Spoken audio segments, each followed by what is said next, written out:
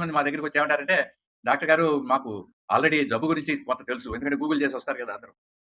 ఏ మందులేసుకోవాలో కూడా తెలుసట. అంటే మరి ఎందుకొచ్చావయ్యా మా దగ్గరికంటే, అంటే సార్ ఇది వేడి నీళ్ళు తీసుకోవాలా? చన్నీళ్ళు తీసుకోవాలా? తెలియలేదనమాట. అందుకే మీ దగ్గరికి ఇప్పుడు ప్రస్తుతం ఏంటంటే, ఆ అపనమ్మకం సమాజంలో ఒకరి మీద ఒకరికి అపనమ్మకం పెరిగిపోతుంది. డాక్టర్ దగ్గరికెళ్తే సరైన సలహా ఇస్తారో ఇవ్వరో, పేషెంట్‌కొచ్చేసరికి మనకి ఈ వైద్యం అవసరమో కాదో, ఆపరేషన్ నిజంగా చేయించుకోవాలనా అక్కర్లేదా?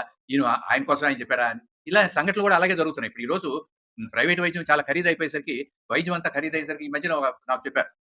వారికోజ్ వెయిన్స్ అని ఉంటే ఒక పేషెంట్ మా డాక్టర్ గారే. ఆ డాక్టర్ గారు వెళ్లారట. వెళ్తే పరీక్షలు గిరీక్షలు అన్ని ఒక ముగ్గురు, నలుగురు చేశారు. అసలు డాక్టరు యాక్చువల్‌గా చూడటానికి కూడా ఎంతసేపు 30 సెకన్లు కూడా పట్టలేదండి. 3 ఆపరేషన్‌లు చేయాలి. ఒక 5,00,000 ఏర్పాటు చేసుకో అని చెప్పారు మాకు. తీరా వచ్చిన తర్వాత వేరే డాక్టర్ గారి దగ్గరికెళ్తే, ఆ డాక్టర్ గారేమో ప్రస్తుతం అసలు ఏ ఆపరేషన్ అక్కర్లేదండి. మీరు చేసే పనికి ఇప్పుడున్న దానికి ఇది పెద్ద సమస్య కాదు.